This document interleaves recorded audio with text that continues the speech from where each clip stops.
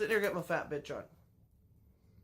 All of the organizing that's going on college campuses nationwide has really got me thinking lately. First of all, I'm very proud of the students and faculty that are organizing.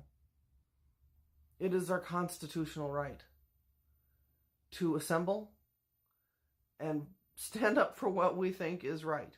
Use our voices in a peaceful and reasonable and organized manner.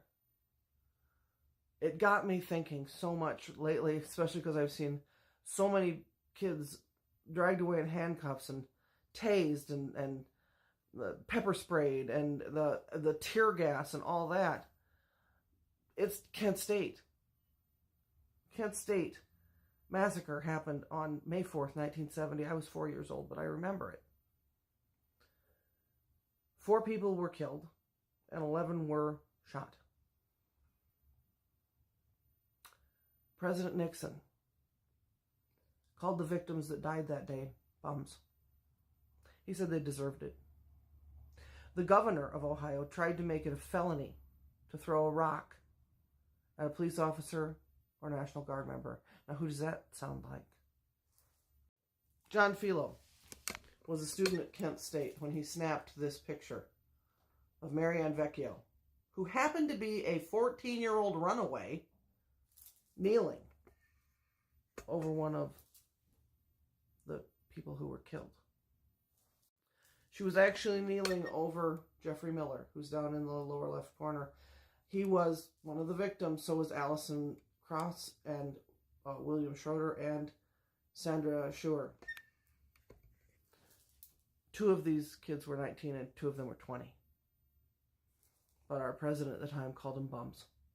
You see, I grew up in a very conservative Christian Republican household. My dad thought it was great that they had been killed. They were hippies. They were bums. They were troublemakers. They were making good trouble. They were fighting for what was right. And the organization and protests that happened in the 60s and 70s actually did help end the Vietnam War. It forced us to pull out of a place where we never should have been in the first place, which is sort of what we'd have done forever. To all the kids on the campuses right now and all the faculty that's supporting them, keep doing it.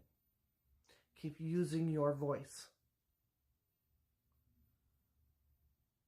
We are stronger together, and we can make it through this. It's going to be a lot worse before it gets better.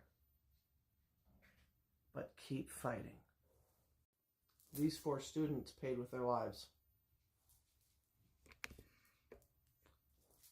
All you have to do is use your voice on the internet and not face down the Ohio National Guard.